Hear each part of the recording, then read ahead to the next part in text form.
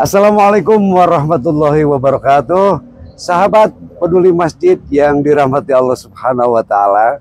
Alhamdulillah pagi ini saya Subaryadi Yusuf dan bisa hadir di channel YouTube Masjid Nurul Islam Karangtawang, dan mudah-mudahan sahabat Masjid Peduli sehat selalu dalam berkah Allah Subhanahu wa taala. Sahabat yang dirahmati Allah Subhanahu wa taala, dan Masjid Nurul Islam Peduli sudah banyak menayangkan berbagai informasi terkait dengan program-programnya. Dan kali ini untuk menggali lebih banyak, menelisik lebih banyak tentang informasi terkait Masjid Nurul Islam Peduli, kali ini kita akan melakukan wawancara, dialog interaktif atau bincang-bincang dengan salah satu tokoh yang turut aktif dalam menggerakkan Masjid Nurul Islam Peduli ini. Dan di samping saya sudah hadir seorang tokoh yang sudah tidak asing lagi bagi saya, seorang pengusaha dan juga seorang pemerhati masalah sosial. Ada Haji Tatang. Assalamualaikum Kang Haji. Waalaikumsalam warahmatullahi. Baik Kang, terkait dengan masalah Masjid Nurul Islam Peduli yang belakangan masyarakat sudah banyak mengetahui Kang tentang program ini. Hanya saja mereka belum tahu banyak tentang berbagai hal. Nah, saya ingin banyak berbicara tentang masalah program dan kegiatan dan latar belakang tentunya. Bisa Kang Haji jelaskan? Yang pertama adalah tentang latar belakang munculnya atau dibangunnya atau berdirinya Masjid Nurul Islam Peduli, Kang. Ya, bismillahirrahmanirrahim. Assalamualaikum warahmatullahi wabarakatuh. Waalaikumsalam. Begini Pak SBY, saya kan kebetulan jadi salah satu pengurus dari DMI Kabupaten Kuningan yang diketuai oleh Pak Dr. Ugin Lugina ya. Nah, beliau punya wacana atau punya program itu 10 masjid percontohan di Kabupaten Kuningan. Kebetulan saya tinggal di Karangtawang dan di sini Kang ya. Ya, masjid terdekat saya Masjid Karangtawang. Masa kita yang jauh dulu kan, supaya kekontrol yang dekat dulu. Gitu. Tapi yang 10 itu maksudnya nanti Kabupaten Kuningan DM itu, program DM itu ya? Beliau maunya seperti itu. Jadi kita kan di wilayah, di semua kota bermunculan tuh masjid-masjid yang inovatif. Nah, masa Kuningan nggak ada gitu kan. Jadi beliau, Kuningan jangan sampai ketinggalan gitu. Tapi kayaknya ini panas di sini Pak. Kita ngobrol di belakang. Saya ingin nanya nanti tentang inovasinya apa gitu. Tapi di dalam aja kan ya. Baik, terima kasih Kang.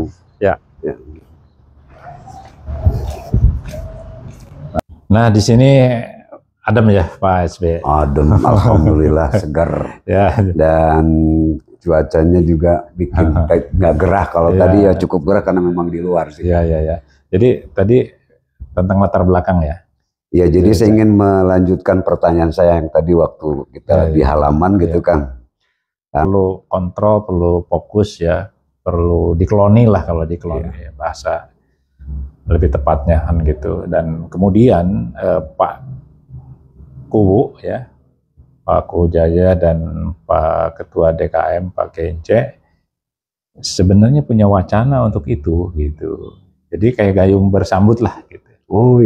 Jadi ini sudah nyambung nyambung gitu nyambung. Tinggal kita kumpulin aja para tokoh gitu, dan alhamdulillah semua tokoh juga pada mendukung. Bahkan mungkin sudah mengambil langkah-langkah pertemuan atau gimana sudah berkali-kali gitu. Berkali-kali dari mulai skala kecil gitu sampai skala besar udah ketemu dan udah sehati lah gitu. Alhamdulillah luar biasa nih, karena kan? Apa salahnya kan kita mau menjadikan masjid ini lebih baik.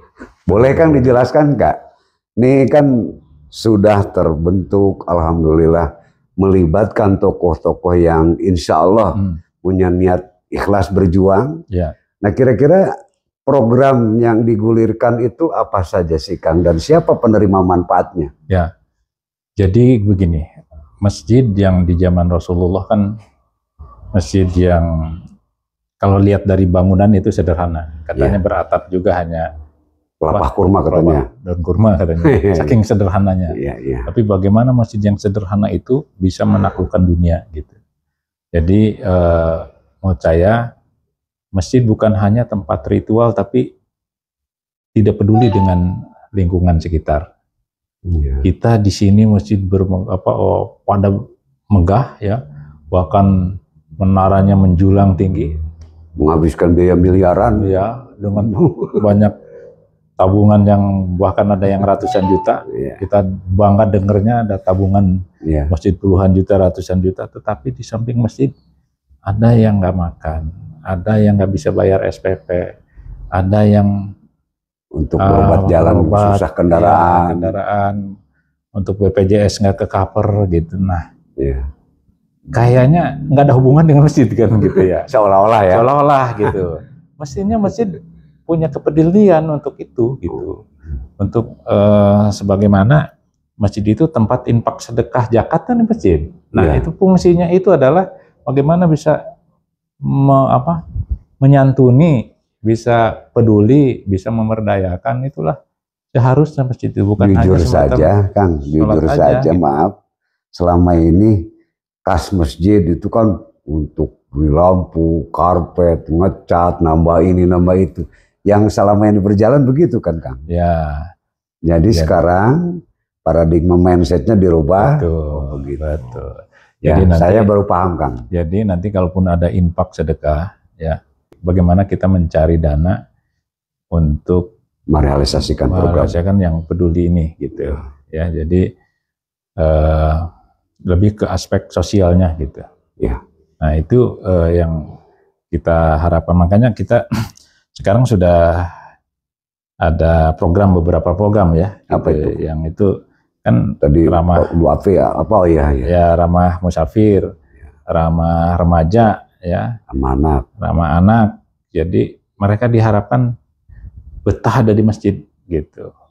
Jangan betah ada di kafe. Sekarang para remaja masjid sudah nggak ada ya.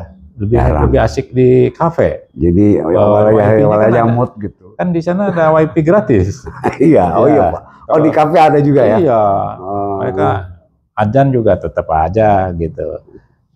Main HP, main Jadi laptop. Masjid pakai wifi ini fungsinya tadi itu ya kan? Nah, jadi bagaimana si remaja ini ada kesan yang indah di masjid ini. Jangan ada kesan yang buruk, masjid dimarahin.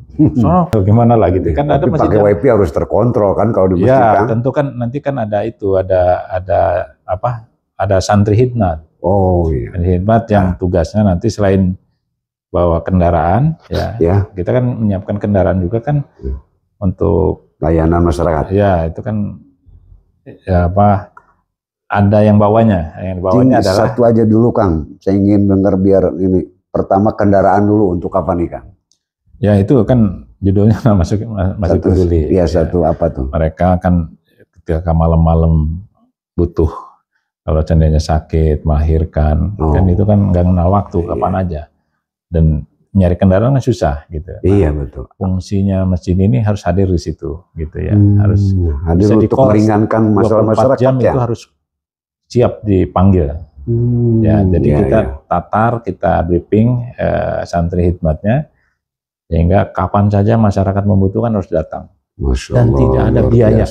Tidak ada biaya. Ya, harus tidak ada biaya gitu. Nah, inilah yang ingin kita realisasikan gitu di Masjid Karangtawang ini dengan nantinya menjadi satu percontohan gitu. Percontohan buat masjid. Ada mobil operasional, kemudian apalagi program minuman maksudnya itu ada teh, kopi kan gitu. Di masjid itu ya. Kalau musafir yang datang kita tawarkan. Fasilitas masjid apa saja udah siap Kang ya. Kemudian ya itu yang pernah segala macam ada itu. Mungkin sarung dan mukena juga harus di laundry ya tiap saat kan gitu ya. Dan wangi kan. Wangi. Terus pas pulang sendalnya sudah dirapihin. Itu pasti akan berkesan itu bagi musafir itu. Luar biasa. Dan akan cerita, wah Masjid Karangtawang seperti ini ya gitu. Udah ramah, kemudian nawarin barangkali juga yang perlu istirahat kita siapkan di lantai 2 gitu. Untuk rebahan gitu kan. Kan namanya musafir itu kadang lelah gitu ya. Gitu. Saya merasakan lah sering gitu. Tiduran di masjid. Kan ada juga yang masjid yang arogan, dikunci, nggak boleh masuk. Lampu mati gitu. Iya. Itu kan gimana ya, gitu ya. Lampunya padam semua gitu kan. Kalau malam, ini kan siang gitu. Siang. Kan ada sih yang mau masih dikunci kan gitu. Malam juga kan bisa dibuka kalau begitu, kalau ada. Ya. Jadi itu, jadi kita jadikan masjid ini masjid yang benar-benar berkesan bagi masyarakatnya, bagi umatnya, bagi remaja terutama, sehingga ke depan itu anak-anak kita ini rindu ke masjid, bukan trauma di masjid, gitu. Trauma karena dimarahin gitu kan gitu. Itu sasaran yang bersifat umum saya melihatnya, Kang. Sekarang yang langsung bersentuhan dengan kepentingan masyarakat. Katakanlah bahwa di Karangtengah ini kan pasti ada kaum duafa gitu kan ya. Kemudian ada orang yang sakit sudah menahun, sudah di tempat tidur saja atau hal-hal lain. Itu bagaimana, Kang, itu masalah ini nih? Ya, kalau saya pelajari dari Masjid Pak Jajir ini yang Joko Karian ya. Jadi langkah pertama adalah mapping. Mapping itu pemetaan membuat segmen gitu ya, segmen masyarakat ini ya.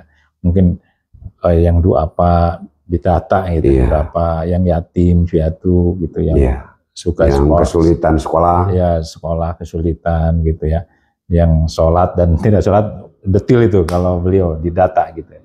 Nah, kita mapping dulu nih kira-kira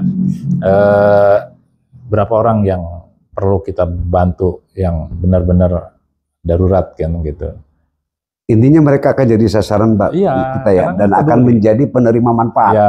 Nah, sekarang terkait dengan ini masalahnya tentu akan membutuhkan dana kan ya. Betul. Mungkin singkat saja, kira-kira bagaimana nih untuk tanpa itu tidak jalan. Nggak jalan. Gitu. Gimana? Tapi saya meyakini Pak SBY, kalau seandainya kita mengelola dengan transparan dan jujur, pertanggungjawabannya cukup bagus kan gitu ya, dan tiap bulan harus, kalau saya punya program, semua donasi yang diterima tiap bulan harus zero saldo lah gitu. Semua harus langsung, dan harus tersalurkan. Semua kegiatan harus diliput, disaksikan di YouTube, dimasukin sebagai konten YouTube, dan tiap akhir bulan itu kita sebutkan siapa donasinya, siapa saja bulan ini, dapatnya berapa, dan kita bagikan kemana, pakai apa. Nah, itu harus kita umumkan di YouTube. Dan bahkan budgetingnya awal bulan itu tahun depan, bulan depan itu udah bikin planning, udah di planning oleh para pengurus. Apa aja nih bulan ini programnya, dan kalau seandainya kurang, bagaimana solusinya nih? Ada gambaran nggak, Kang? Ini untuk mulai bulan depan barangkali sudah dioperasionalkan. Kira-kira ada nggak masukan dana yang sudah terkonfirmasi? Saya udah terkonfirmasi ya? Berapa itu? Ada beberapa yang saya sebagai ini mungkin stimulan aja gitu ya. Ada 10 juta lah di beberapa orang ya. Termasuk bukan atas nama lembaga tapi orang-orang ini. Perorangan lah. Lembaga nanti kita. Siapa, Kang, boleh Mas Yudi, saya dikit lah gitu ya. Alhamdulillah. Pak Didin, dan saya yakin yang lainnya akan menyusul. Gitu. Jadi yang pasti ini 10 juta per bulan. Alhamdulillah. Jadi nanti, dan itu harus habis dialokasikan untuk penerima manfaat. Iya, harus habis dan harus kita buat laporannya. Maka itu saya menjadi bendaharanya langsung kan gitu. Wah, luar biasa. Dewan Penyantun yang alhamdulillah juga berkontribusi sebagai penyandang dana, tapi juga bertanggung jawab sebagai bendahara gitu ya. Saya bendahara supaya saya lihat terkontrol gitu. Semua pengeluaran itu kemana aja saya tahu kan gitu. Baik. Dan nanti kita sampaikan juga ke para donatur yang lain. Kalau seandainya kita udah ketahuan ya budget buat ceramah subuh, tiap minggu kan ada rencana kuliah subuh berjamaah lah gitu ya. Subuh raya lah gitu. Mungkin sebulan sekali atau tiap minggunya juga harusnya ada gitu. Kuliah subuh ada pas hari Minggu tuh. Nah, kita kan perlu dana tuh buat buat para ustadznya atau buat mengundang supaya mereka datang, itu harus ada challenge juga tuh. Harus ada door prize atau apalah supaya supaya yang ada jamaahnya, membangkitkan gairah berjamaah. Betul, ya. Sementara betul. pakai itu dulu supaya terbiasa gitu kan. Gitu. Ya. Nah, itu kan perlu dana Pak SBY. Nah, dana yang sudah disiapkan, pengelolaan yang istilahnya transparan, bisa dipertanggungjawabkan, ini yang akan menumbuhkan kepercayaan, begitu kan? Betul. Saya yakin lah, di Karangtawang banyak agnia lah, banyak para tokoh yang sukses di perantauan. Iya, saya dengar di Karangtawang itu banyak yang sukses di luar loh, Bang. Pak Haji Sodiki, iya, ada Pak Haji Gunawan, ada Pak Haji Nanang. Walaupun bukan orang Karangtawang. Ya asal di sini aja. Ngaji kan. Ya, ada kemudian ada Mauludin Anwar. Ada Kang Haji Didin. Ada Dr. Awaludin. Wah, banyak. Oh iya, di sini ada di Dr. Awaludin. Iya, yang punya apotek Rapa itu, Masya Allah, luar biasa tuh. Ya, pasti beliau kalau program kita jelas, transparan, mereka mungkin dari dulu juga pengen sebenarnya gitu, mengoperasikan gitu. Karena mereka juga di samping seorang profesor. Apa namanya, untuk kampung halamannya lemah China gitu kan, gitu. Iya. Dan soalnya menurut hemat saya bahwa beliau-beliau ini juga di samping kalangan profesi, kalangan pekerja, kalangan penguasa, tapi juga taat beribadah seperti Dr. Awaludin. Ini terkenal Konta Santri ya. Iya betul. Nah, makanya ini program ini harus lahir dari Karangtawang. Konta Santri, Konta Intelek, ya profesor juga kan ada di Karangtawang. Ada, Bang. Iya, banyak lah Karangtawang. Akademisi ini banyak. Akademisi banyak. Akademisi, dosen, wah banyak. Ya akademisi, dosen kan. Terus kalau kedepannya seperti apa sih, Kang? Nah, ini saya ingin tahu aja nih, barangkali terkandung harapan nih setelah di Karangtawang sukses, mau kemana lagi sih, kan? Nah, ini kan ada apa lagi nih? Ini kan percontohan. Ya. Kalau seandainya ini terasa manfaatnya dan berkelanjutan, katakanlah sukses lah program ini. Saya ingin ini tuh menjadi semacam percontohan buat wilayah-wilayah lain, dan kita duplikasi untuk desa-desa lain. Jadi saya punya, kalau seandainya ada para agnia mau patungan gitu ya, beli satu mobil gitu ya, untuk nanti men-challenge desa lain untuk melakukan program sama, kita bikin satu paket mobil dan santri siap guna gitu. Di desa tersebut. Iya, yang udah disiapkan Pak Kiai Ence, yang nanti bisa nyetir, bisa ngajar YouTube, ngaji, bisa ngaji, bisa ngajar ngaji, dan multifungsi lah. Ini harus disiapkan oleh Pak Kiai ini untuk saat ini khidmat. Kalau kuliah mungkin KKN lah atau apalah gitu ya. Ya, jadi nanti kita tawarkan ke desa mana gitu yang kira-kira nih potensi di sana, bisa ketika kita tawarkan dan hadir di sana malah dari masyarakat sana tercalon gitu ya. Jadi muncullah masjid seperti Karangtawang gitu. Misalkan nanti ini sukses ya. Dan Karangtawang juga bisa istilahnya membantu penjelasan dan lain-lain. Jadi harus ada, masjid desa itu harus ada fasilitas standar. Fasilitas standarnya masjid Karangtawang ada mobil, ada wifi, ada fasilitas yang lain lah gitu ya. Dan itu merata di Kuningan tuh banyak yang seperti itu gitu. Harapan saya begitu. Setelah di Karangtawang ini berhasil gitu. Oke. Mungkin itu barangkali, Kang, terima kasih nih sudah cukup ya. Sudah cukup apa yang disampaikan oleh Kang Haji terkait dengan nanti broadcast ini. Berharap berlanjut ya dengan tokoh-tokoh lain. Satu lagi, Kang. Ini kalau ada tokoh-tokoh yang mau ikut berpartisipasi menyumbang kemana ini, Kang? Kan ada rekening ini nih. Oh ini? Iya. Oh iya. Nanti hubungin Pak Haji Ikin lah gitu. Pak Haji Ikin. Haji Ikin sebagai bendahara 1, saya bendahara 2. Atau nanti di layar YouTube ada juga ya? Kita bisa dilihat ya nanti ya. Jadi kalau yang ini... Nanti termasuk nomor teleponnya barangkali. Karena nama-nama donatur harus kita sebutkan nanti. Gitu. Oh iya, baik. Nah, berharap ini kayak gini ada rutin tiap minggu dengan siapa lah nanti.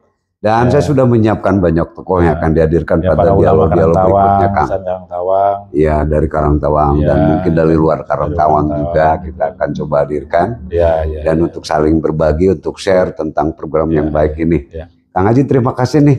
Sama-sama. Terima Untuk kasih. sahabat Masjid Peduli yang dirahmati Allah Subhanahu wa taala, demikian tadi wawancara kita dengan Haji Tatang, salah satu tokoh pendiri Masjid Nurul Islam Peduli di Karangtawang. Dan terima kasih, jadi bagi Anda yang ada di Karangtawang ataupun di luar Karangtawang, ingin menyalurkan sedekah atau rezekinya, sebagian rezekinya untuk kelancaran, mendukung kelancaran program Masjid Nurul Islam Peduli ini, bisa disalurkan melalui rekening BSI nomor 7290809171. Oh ya, sebentar, kita kan akan membagikan paket ya, paket. Oh ya, apa buat apa? saya sudah lihat tayangannya, kalau sudah ditetapkan Ya, harganya itu bagaimana itu kan, caranya, Kang? Kan itu ada 50 paket sesuai dengan penerima ya, ada 50 orang gitu. Nah itu barangkali juga bagi saudara-saudara yang lain ingin partisipasi, silakan hubungi nomor telepon nanti gitu ya. Nanti kita akan nanti nomor teleponnya di situ ada ya? Nanti ada di deskripsi lah. Ah iya, baik. Baik, jadi untuk saudara-saudara para tokoh yang ada di Karangtawang ataupun di luar Karangtawang yang berkenan untuk ikut berbagi dengan memberikan sedekah dalam bentuk paket sembako, Kang ya. Ada 50 paket yang sudah disiapkan. Ini bisa dilelang, bisa oleh Anda bisa berpesan berapa saja, nanti kita salurkan kepada yang berhak. Kita namain dari siapa nanti? Ya, bahkan kita akan kasih nama dari siapa ini, dari siapa ini kan. Lalu kita tayangkan juga di channel YouTube ya. Kita sampaikan, kita liput gitu. Jadi untuk yang di Jakarta, di mana saja pokoknya ya, boleh ya. Di mana aja. Silakan aja. Baik, terima kasih untuk dialog kita pagi ini di edisi Jumat kali ini, dan alhamdulillah saya senang sekali sudah diterima dengan baik oleh Kang Haji Tatang di kediaman beliau di sini, dan terima kasih, sukses selalu menyertai Kang Haji dan seluruh keluarga. Semoga Allah memudahkan segala urusan dan selalu sehat walafiat. Dari Masjid Nurul Islam Peduli, channel YouTube Masjid Nurul Islam Peduli, saya Subaryadi Yusuf mengucapkan terima kasih atas perhatian maupun atas kekurangan. Quote-nya apa, Kang? Al-jazil ihsan ilal ihsan. Tidak ada balasan kebaikan selain kebaikan. Iya, baik. Insya Allah, amin. Amin, amin. Kalau Anda belum mampu berbuat baik, hendaklah tidak jadi penghalang atas niat baik seseorang. Saya Subaryadi Yusuf. Assalamualaikum warahmatullahi wabarakatuh. Waalaikumsalam warahmatullahi wabarakatuh.